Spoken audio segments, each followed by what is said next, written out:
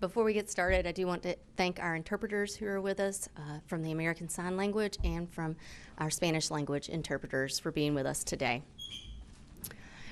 Good morning, everyone, and welcome to the day before 2024 primary election day.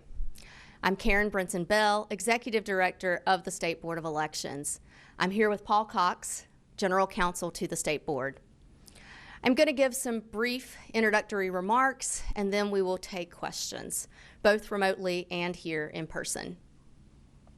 The past 3 months have gone by very quickly as we have held candidate filing in December, then moved right into absentee by mail voting in January, all leading us to North Carolina's 2024 presidential preference primary tomorrow.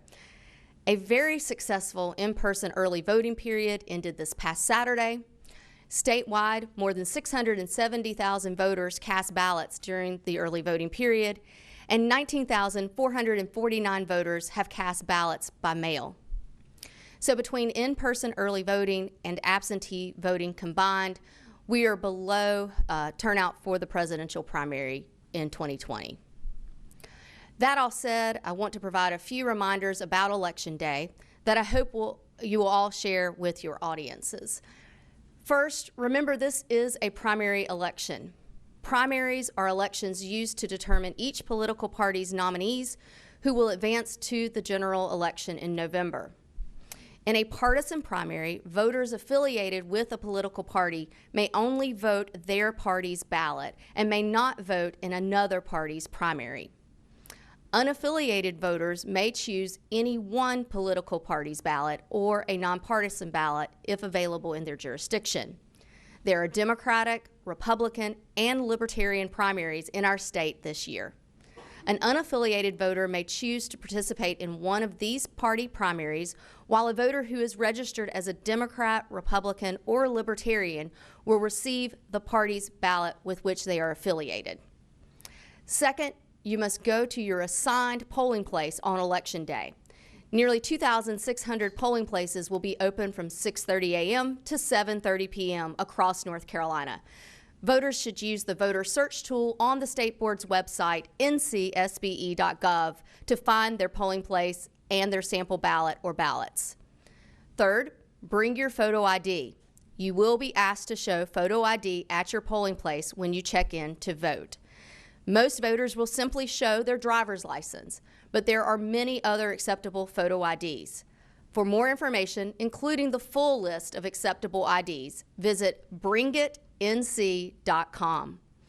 If a voter cannot show a photo ID, they can still vote by filling out an ID exception form and voting a provisional ballot. Fourth, if you still plan to vote an absentee ballot, tomorrow is the deadline to get that ballot into your county board office. So at this point, do not put that ballot in the mail. It likely will not arrive before the deadline at 7:30 p.m. tomorrow. You can instead drop it off at your County Board of Elections office, whether today during business hours or tomorrow before 7:30 p.m. Or you can simply discard your absentee ballot and vote in person at your assigned polling place on Election Day tomorrow. And finally, I want to express gratitude for all the election workers who will be waking up early and staying up late tomorrow. Thousands of election workers across the state have prepared and trained to serve the voters. We strongly encourage all eligible voters who haven't cast a ballot to show up tomorrow and make your voice heard. And while you're at it, thank your local poll workers for their service to your community. We ask that all who participate tomorrow, voters, poll workers, observers, and campaigners, treat each other with dignity and respect. We know the political climate in our country is tense, but let's make North Carolina a model for accessible, safe, secure, and accurate elections. And with that, we welcome your questions. We'll start here in the room, and then we'll go to anyone remotely. Yes, Laura. That's Laura Leslie, WRAL. Can you please Laura, there's a mic right over there if you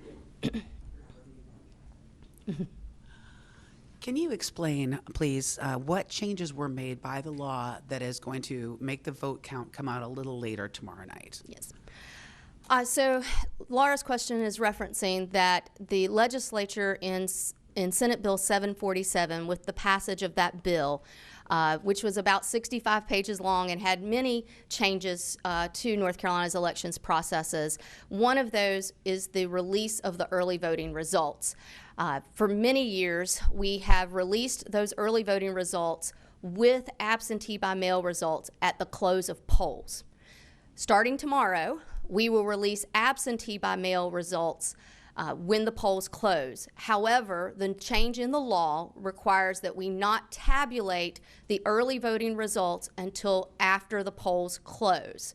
So with that, all the counties will tabulate the early voting results after 7:30 p.m. and then begin the upload process as they are able, while they are also processing Election Day results. So this may mean a delay in those early voting results, those 670,000 ballots that have been cast thus far. We will not see those results posted to our website until after 7:30 p.m. So for some, it may be 30 minutes. For other counties that have multiple early voting sites, it may be an hour to 2 hours before we see those posted, and they'll be releasing those results as they are releasing Election Day results as those come in as well.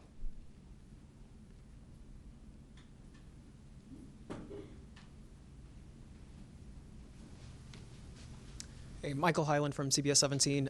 Back during the municipal elections, you all gave us some data then about people who cast provisional ballots because they couldn't comply with the voter ID law when they showed up in person. Do you have any numbers for what we've seen so far during early voting in the primary about how many people might have been impacted by that? Have we seen that? Yeah. Yeah, neither Paul nor I can have seen those numbers at this point. There has been a slight change to where the counties are going to be providing the number of provisional ballots cast on Wednesday rather than Thursday, but that will obviously include the Election Day provisional ballots as well. Thank you. We'll be reporting those after the election, of course. We'll be able to provide that information. Yes. The provisional ballots, that tally, as well as ultimately the ones that we count, and the results of those will be provided after the election as part of the certification process. I know you Yes. mentioned treating everyone with respect. How are you guys working to handle any voter harassment and intimidation at those polling locations? We know we've seen this in the past. We are always mindful that our primary goal is to make certain that any eligible voter is able to cast their ballot, exercise their right to vote. And so in doing so, we have provided information to the political parties, to our election workers, to the public through our numbered memo about the observer rules, about conduct at the polls, so how campaigners are, what they're subject to, the buffer zone where no one can enter that space other than someone coming into the voting enclosure. The only folks allowed in the voting enclosure are those who are election officials, the voters, and then, of course, the media can be invited in, and a few others. But we work to make sure that folks understand what the rules and the procedures are. We, in North Carolina, do not allow for law enforcement to be stationed at polling places because that could be intimidating to a voter. And they partner with us to understand what election laws allow for and how they can, if need be called in as peacekeepers to help us mitigate a situation. Hopefully it does not come to that. We've really had pretty calm early voting, and what few instances have happened have been very one-off situations. And so hopefully tomorrow will be no different. And we will continue to just be mindful of that fine line between free speech and voter intimidation, and keeping peace at the polls. We also have, a couple of years ago, we produced the guide for law enforcement officials so that they understand election laws. So if they are called to a polling place, they can help us in enforcing those rules and laws that may actually be a misdemeanor or a felony to disrupt a polling place or create an issue at a polling place. So we have maintained that material for them. That is available for the public on our website, ncsbe.gov, as well. Paul, is there anything else you want to add? It's an important question. At the state board, we've really worked hard to make sure that our county boards of elections know, and that their poll workers who they're training know the rules of the road. And one of the important rules of the road is that the chief judge, who is the chief election official responsible for voting at each voting site, has the responsibility to maintain peace and order.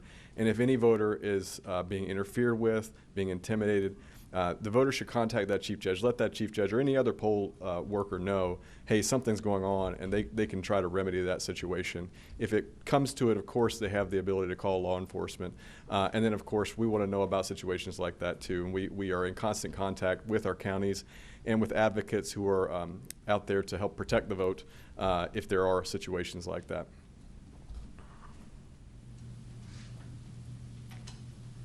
Just a follow-up question to what she just asked. About poll observers. Can you talk about how the rules have changed this year and what you might see a partisan poll observer do or not do that's legal for them to do as you're in there in the voting enclosure? I'll start and then I'll let Paul answer that question as well. So there have been some changes to the poll observer laws, even though observers have been a part of our political process in North Carolina for decades. In many ways, we see this as clarification to what the law allows. There will be some changes. There have been some changes in when the political parties can notify us of these observers. They also will be wearing an ID, a badge that will identify them as an observer, so that it's clear to the voter that that person is there in an observer capacity, and if they need assistance, they should be working with their precinct officials to have assistance in the polling place. The observer laws have allowed for the observers to move about the polling place more than what they have been able to in the past, though we still have some parameters around that, because if moving about means that they could view how a voter has cast their ballot or is marking their ballot, then they will not be able to enter into that close a proximity. The secrecy of the ballot will still be the most important thing for us in the polling places, be that while they're in their voting booth or be that while they're putting that ballot into the tabulator. Paul, are there other aspects you want to touch on? Okay. You mentioned there were some instances during early voting, maybe some one-offs. What were those examples and what locations? I don't know them all. We do gather incident reports from the counties when there's something. The one that I became familiar with at the end of last week, there was a disagreement between two campaigners at a early voting site. I believe it was in Mount Holly. I know it was in Gaston County, but nothing significant. They were able to mitigate the situation before we even knew about the incident.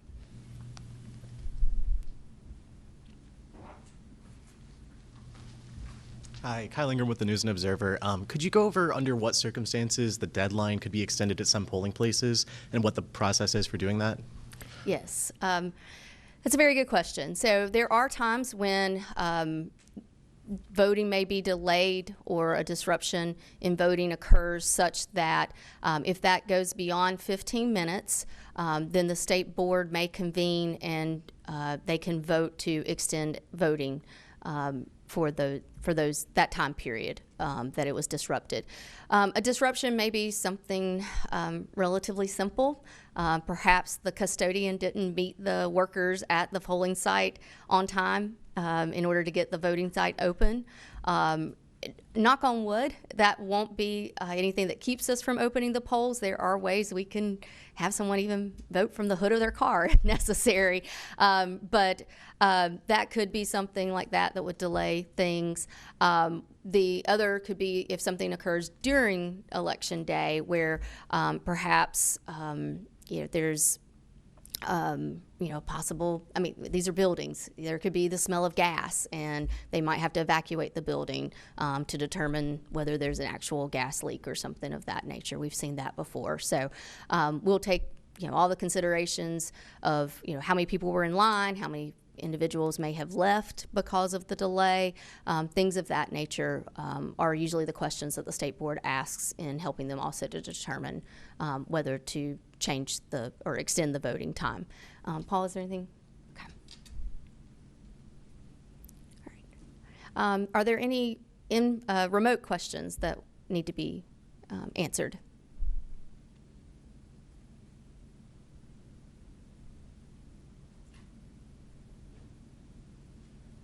I'm giving it just a moment because we've had a few technical glitches this morning. So, but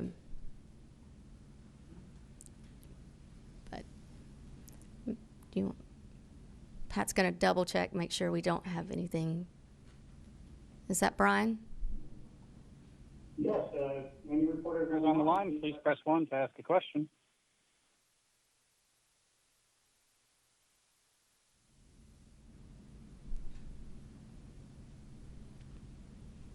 All right. Well, We have Gary Robertson with the Associated Press. Please go ahead, sir. Hi, can you hear me? Yes, Gary. Hi. Hi, Karen. I just wanted to follow up on what Kyle asked. Did anything in Senate Bill 747 change that process to delay the end of voting? Because I feel like there was some provision that was related to that if it was shut down if it was delayed in one precinct, then all precincts would remain open, or am I making that up? yeah, I was just confirming with Paul. There were some changes in early drafts of the bill, but ultimately not in the final draft that was passed. All right, thank you.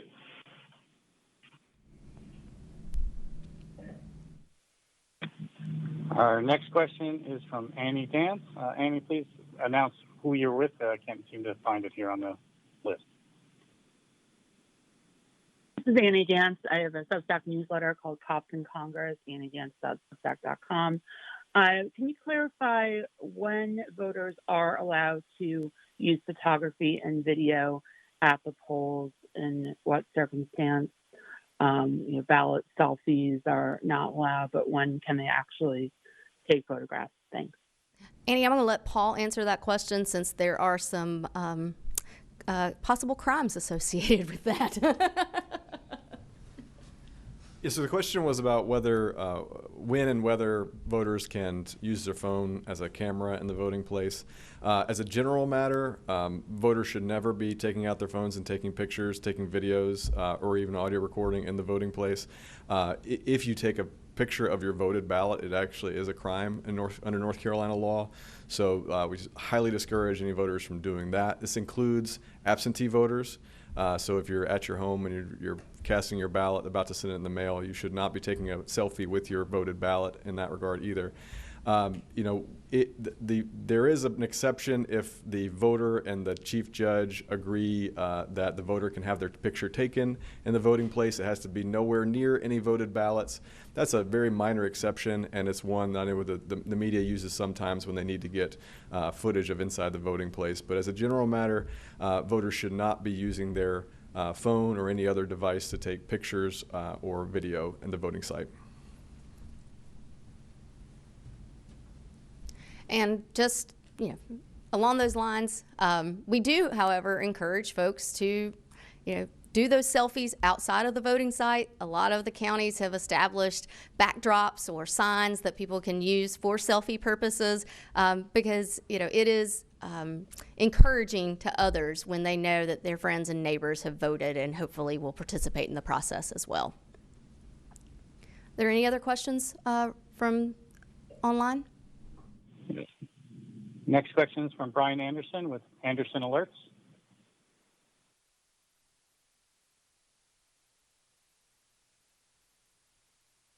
Brian, are you there? Hear me okay? I can hear you, Brian. Yeah.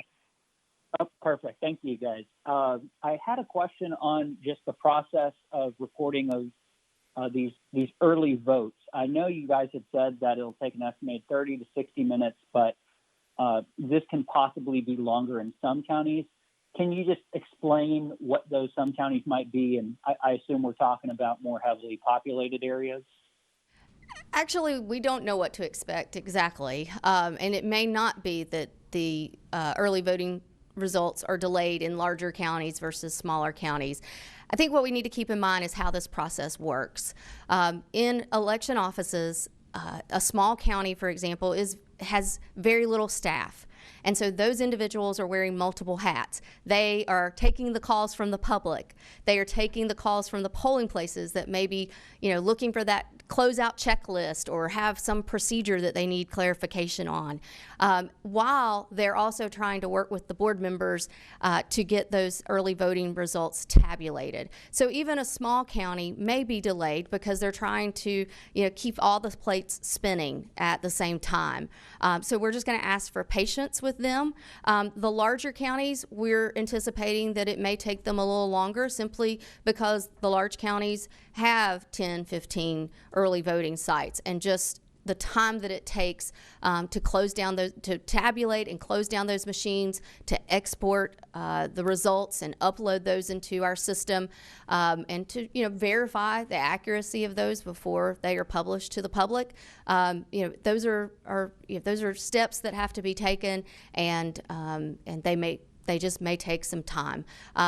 With election day results, whether they're early voting results, absentee results, or election day, or even the results that we work through during the certification period, our goal is to be as expedient as possible, but the primary objective is to be accurate. And so, folks need to recognize that even without this change, election day results are not going to be posted until probably 8:30, maybe the earliest, pushing 9 o'clock for most people, because all of our election results are brought in from the polling places into the election office, the election headquarters, and then they're uploaded. So we have to allow for drive time, we have to allow for the shutdown time, and those things to take place before we're ever even able to post election day results.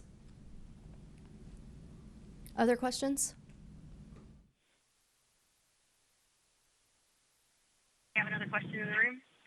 Oh, Kyle, do you want to get to the mic? Yes. Who's online? There are no more questions online. Oh. Go to the room. Okay. Thanks, Brian. Kyle, did you have a question? Yeah, I just wanted to ask, I know there's some crowded primaries, like the Republican one for lieutenant governor. Could you just explain briefly how the runoff process would work? Yes. In North Carolina, we have a system where we could have a second primary or a runoff to our primary elections. And if a candidate does not receive 30% plus one of the vote, then the second place finisher can call for a second primary or runoff to the primary. Yes, and we have several contests across the state, some at the local level that we won't get into individually, but more prominent are, we have a lot of candidates in several of the congressional seats, and we also have a large number of candidates, in particular with the Republican lieutenant governor race. So we will all be watching to see if these candidates are able to cross that threshold of 30% plus one. If we do have a second primary, I will just note, if we do have a second primary, I will note that that date would be May the 14th. There was a point in time when we had two possible dates in North Carolina.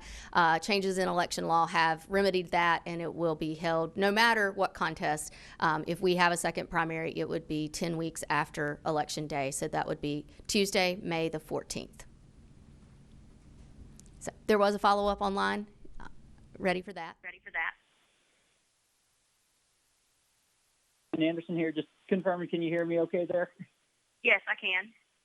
Perfect. I just had a campaign finance question. I've looked at some of the filings and have seen transactions to candidates that exceed the $6,400 limit. And I'm just curious, is there a way candidates can distinguish a contribution if someone is claiming a contribution came from a couple? So in other words, I've seen some line items of $12,800. Is that legal if it comes from a couple? And what would be the recommendation to candidates if they get a donation that exceeds that $6,400 limit? We don't get many campaign finance questions during these press availabilities, so thank you for asking that. Let's keep in mind that the there are reporting deadlines, and so the candidates and the campaign committees have submitted their report. Our audit or review for compliance on those takes a period of time. So we will be looking for any violations of campaign finance contribution levels. We will work with the committees. Sometimes you can even find further down into those reports where they have recognized where there's been someone who's exceeded the threshold or the contribution limits, or perhaps made a cash contribution over the amount that's permitted, something along those lines, and they will self-correct and show that further into the report. We are able to work with committees in their reporting when it's couples, but it is still individual contributions, and so we work through that as well with those committees. So without knowing the exact situation or having that in front of me, I think that's probably the best I can describe how the campaign finance reporting process works.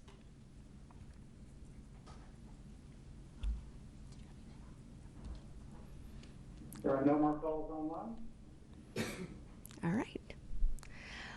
Well, I hope all of you get a good night's sleep, just like our workers, because it's going to be a long day for you tomorrow, too. Thank you for coming out today, and we will be with you, I believe, tomorrow. We anticipate doing another media availability just to let you know how the opening of polls go, and be ready for anything else that might come with this 2024 presidential preference primary. So thank you for your time, and have a great day.